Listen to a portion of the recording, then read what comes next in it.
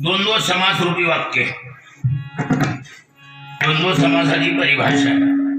द्वंद्वांते द्वंद्वादो द्वंद्व मध्ये आश्रूयमानं पदम प्रत्येकम अभिसंबद्धे. अनंत नावाचं पद आहे. कोणतं पद? अनंत. कोणतं? अनंत.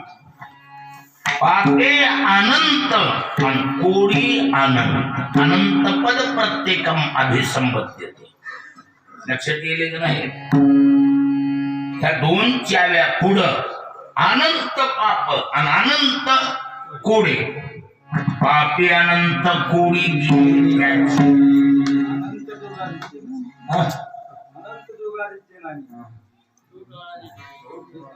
नाही नाही ती जुनाट दुगादीची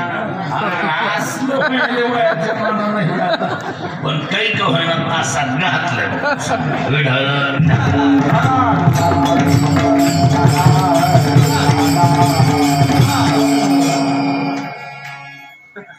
शब्द लक्षात आला ना.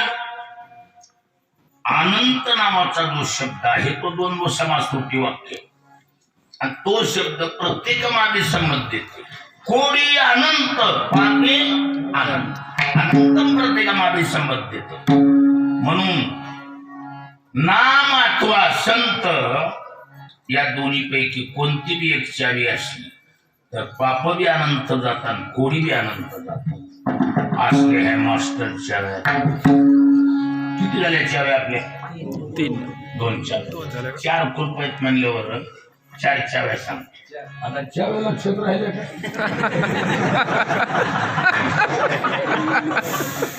पहिल्या नंबरची चावी नाम, दुसऱ्या नंबरची चावी संत. ही ध्यानात ठेवायचं. हा. आता तिसऱ्या नंबरची चावी कोणत्याही कुलपाला आली पाहिजे तरच तिला मास्टर चावी म्हणता येईल. हा. तिसऱ्या नंबरची चावी त्याचं नाव आहे भाव. त्याचं नाव काय आहे सज्जनो? की वजनदार चावी.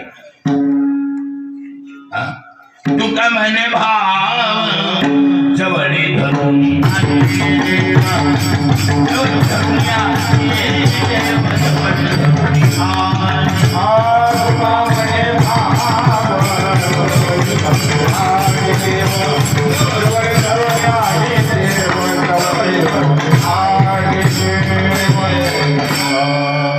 तू का म्हणे भाव जवळी धरून आणि ते पावर पावर कुणाची? आणि ती जगात इतकं ताकदवान गिरायक त्याच्या पुढे दुसऱ्या कुणाचीच ताकद. भावा पुढे बळ नाही कोणाचे सबळ. भावने पुढं दुसऱ्याचं बळ चालत. भावगडी आकडे एरवी नाकडे. कोण सांगायला? शाबास. भावगडी आकडे एरवी न काय भावबळे आकडे. एरवी न आकडे नाकडे. मुळे कुठं व्हायला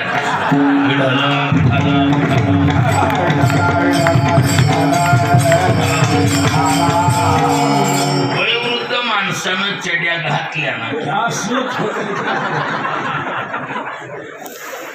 कोरा सुरी कारभार ठीक आहे. जयरामला अजून एखादं लग्न करायचं समजा. जयरामचं ठीक आहे कोरकटपणा आहे त्याला सोडून देऊ आपण समजा मोकळ्या मंगळवारात. जयराम बिगम जयराम बी धोतर घालली कष्ट ना होय कर बाबा. आता नाही कुठलं पावडर लावून चेहरा उठत. दुसऱ्या टायमाला जयराम सुद्धा धोतर घालून येईल. बरोबर कसं? धन्यवाद.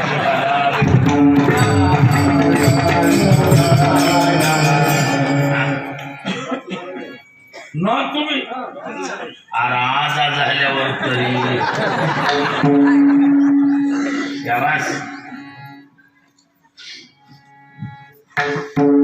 भाव नावाची चावी जगातली वजनदार चावी.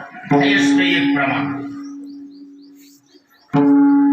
भाव देवाचे उचित चकारात्मक शब्द नीट लक्षात घ्या. भाव देवाचे उचित आणि भाव तोची भगवंत. अहो भावना म्हणजेच भगवान, दगड म्हणजे भगवान. विठाला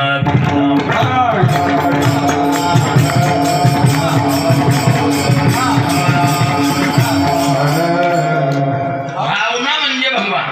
भाव तोची भगवाची रा. हा भाव तोची भगवाची भगवान. रा. मूळ तंतू शिव दोरा. मूळ तंतू शिव दोरा. शाबास.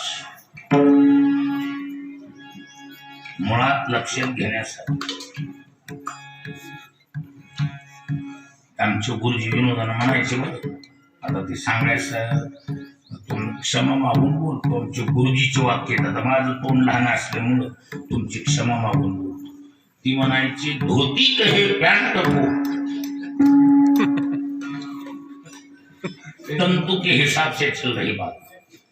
धोती कहे पैंट को तुम खुलते आदेशी तो हम खुलते पीछे.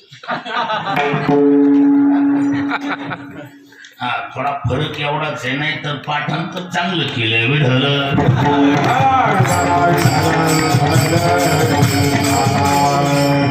ती बी पुढच्या टायमाला दोत कधी होऊन द्यावा लागेल दोत नाही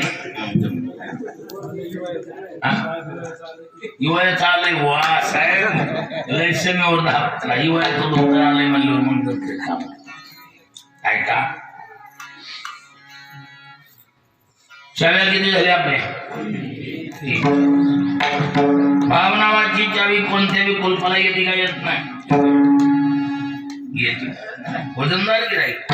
अवकी कशातून बी बिलत भाव धरी तया काळील पाशा दुर्जना सज्जन काय भावना ठेवल्यावर दगड तारू शकतो.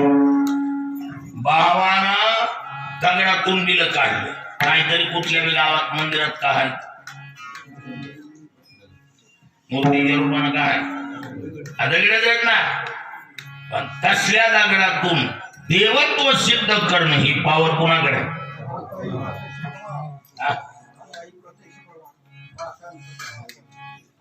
काय काय काय काय आता ही प्रत्यक्ष प्रमाण मला बरं वाटत. चुकलं हुकलं. आता ही प्रत्यक्ष प्रमाण. हा वा पाषाण प्रतिमा देऊ आपण. बरोबर बरोबर. आनंद घन प्रगट.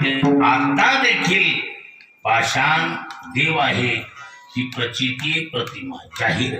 पण कधी भाव असेल तर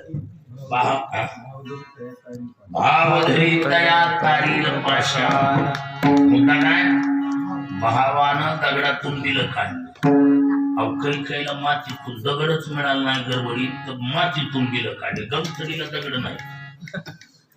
काय मातीचा द्रोण केला. मातीचा द्रोण केला तया कोळी किया भावे फळला. कशातून दिलं काढली त्यानं. माती त्या कोळ्याच्या पोराला मातीतून दिलं काढून दिलं. गुरुचेनी नावे माती डोंगरी जयापाशी होती. काय होती माती होती ना, पण दिलं का नाही काढून. जगामध्ये फेमस झाला महाराज एकलव्य. ते कोळी त्रिजगती एक वध केली.